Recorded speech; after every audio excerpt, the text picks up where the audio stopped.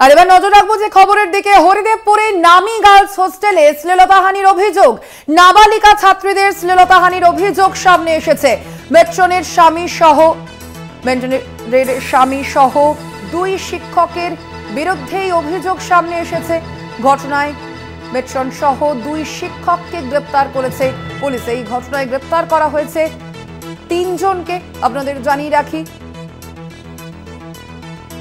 নাবালিকা ছাত্রীদের শ্লীলতাহানির অভিযোগ সামনে এসেছে হরিদেবপুরের নামি গার্লস হোস্টেলে। এবার শ্লীলতাহানির অভিযোগ এবং সেই ঘটনায় ইতিমধ্যেই তিনজনকে গ্রেপ্তার করেছে পুলিশ।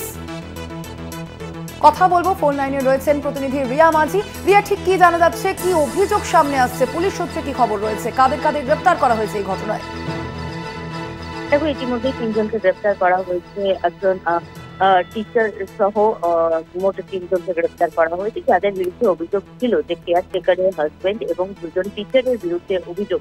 এবং তোমাকে জানিয়ে রাখবো যে একটি নামী গার্লস হোস্টেল এবং তার সেখানেই কিন্তু 4 থেকে 5 জন যারা সেখানে ছিল তারা এই অভিযোগ সামনে আনে এবং তারা বলে যে শ্লীলতাহানি হয়েছে তাদের সঙ্গে বলে এমনটাই অভিযোগ করে।